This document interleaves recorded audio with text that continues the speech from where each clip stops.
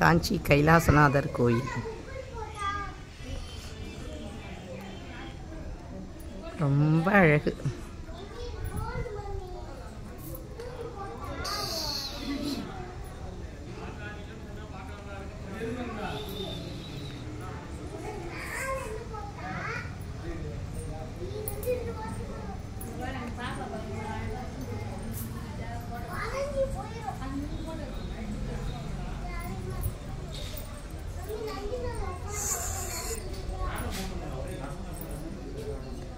வில்வ மரம்,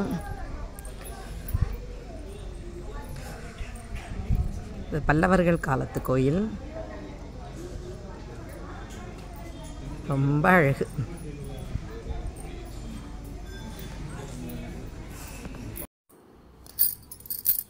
காஞ்சிபுரம் போகிறவங்க அவசியம் இந்த கைலாசநாதர் கோயிலை பார்க்கணும். இது பல்லவர்கள் கால கட்டிடக்கலைக்கு ரொம்ப ஒரு சிறந்த எடுத்துக்காட்டு. ரொம்ப அழகு. ஒன்றொன்றும் பார்த்து பார்த்து பண்ணியிருக்காங்க. அவர் கைலாசநாதர் உள்ள 16 பட்டைகளோட கூட ஷோடசலிங்கமாக இருக்கார். ரொம்ப விசேஷம் அது. அதில் மேலே தீர்த்தம் விட்டு அபிஷேகம் பண்ணுறச்சு அப்படியே ஒரே மாதிரி எல்லாம் ஈவனாக அத்தனை ஜலமும் வெளியில் வருமா. இது தொல்லியல் துறையில் கட்டுப்பாட்டில் இருக்குது. ஆனால் பரம்பரையாக பூஜை பண்ணின்னு இருக்கிற ஒரு குருக்கள் மூலமாக, சிவாச்சாரியார் மூலமாக அந்த பூஜை நடந்துட்டுருக்கு. அவர் எல்லாரும் கொடுக்குற, அவங்களுக்குன்னு கொடுக்குற அந்த தட்டில் போடுற இதை வச்சு தான் அவர் இந்த கோயிலுடைய பூஜையை நடத்தின்னு இருக்கார்.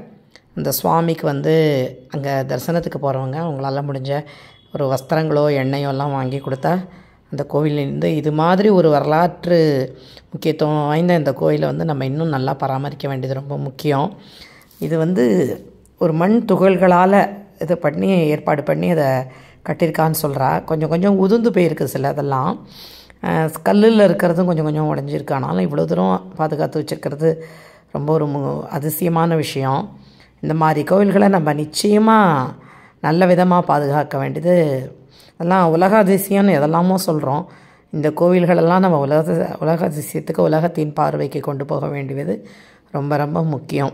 இதை தான் நம்ம நிறையா வெளியிட்டு இது போய் இந்த மாதிரி வரவங்க எல்லாரும் அந்த வீடியோ எடுத்து போட்டு வெளிநாட்டிலேருந்து வரவங்களையும் அழிச்சுன்னு இந்த இடத்த காமிச்சு நம்ம இதை கொண்டு போக வேண்டியது ரொம்ப முக்கியம். இது நான் எப்படி பண்ணின்னு இருக்கறச்சே பார்த்துன்னு வரச்சே அங்கே ஒரு 4 வெளிநாட்டுக்காரங்க அங்கே வந்திருந்தாங்க.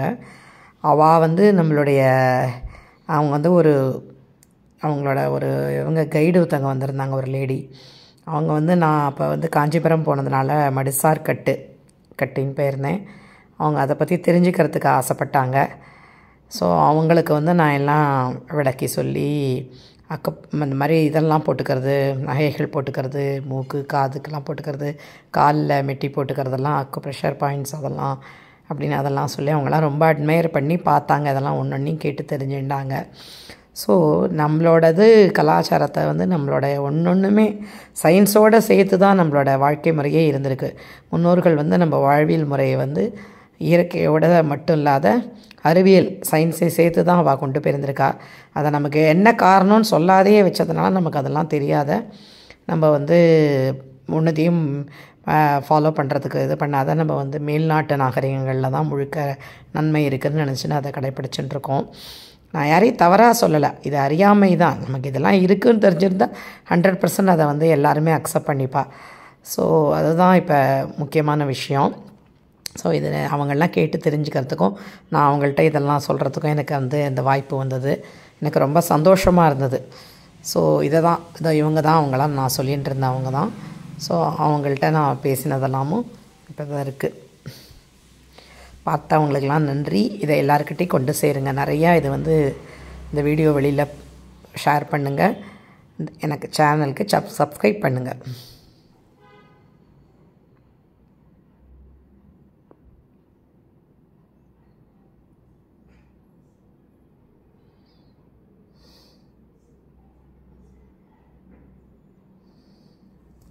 இதுதான் எப்படி கட்டிக்கிறாங்க எப்படின்னு அவங்களுக்கு எல்லாம் ரொம்ப ஆர்வம். இவ்வளோ பெரிய புடவையை எப்படி கட்டிக்கிறோம், நம்ம எப்படி இதெல்லாம் செஞ்சுக்கிறோம், எதுக்காக அப்படி பண்ணிக்கிறோம்லாம் சொல்லிட்டு அவளுக்கு ரொம்ப ஒரு ஆச்சரியமான விஷயம். அது ரொம்ப கம்ஃபர்டபுள். ஆக்சுவலாக மடுசார் வந்து ரொம்பவும் ஒரு சௌகரியமான ஒரு உடை, ரொம்ப நல்லா ஒரு காத்தோட்டமாகவும் இருக்கும். அண்டு வந்து வெயிலுக்கெல்லாம் ரொம்ப இதமான உடை அது. ஆக்சுவலாக சூடிதார் மாதிரி அதில் உட்காந்து அதை போட்டுருக்கிறச்சே நம்மளால் ஈஸியாக நடக்க முடியும். ஒரு படியிலலாம் ஏறுறது தடுக்கிறதுலாம் எதுவுமே இருக்காது. ஸோ எல்லாமே என்னுடைய பழக்கம் தானே, அதனால் ஸோ நான் அவங்களுக்கு வந்து இதெல்லாம் எக்ஸ்பிளைன் பண்ணிகிட்டு இருந்தேன் ஒன்று ஒன்றையும். Okay, thank you.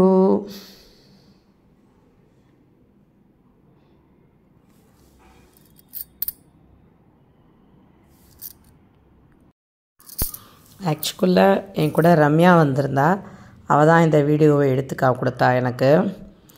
நமக்கு வந்து ஒரு சிவன் கோயில், நம்ம காரியமங்கலம் சௌந்தரியநாயகி சமேத அகஸ்தீஸ்வரர் கோயில் புனருத்தாரணம் செஞ்சுட்டுருக்கோம் இல்லையா, அதனால் அதுக்கு ஒரு உத்வேகமாக இந்த மாதிரி சிவன் கோயில்கள்லாம் தரிசனம் பண்ணுறது எனக்கு வந்து ரொம்ப ஒரு மன நிறைவை கொடுத்தது.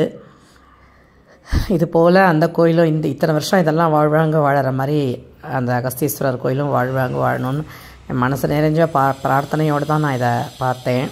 இந்த கோயிலை வந்து பிரார்த்தனை செஞ்சுன்னு வந்தேன்.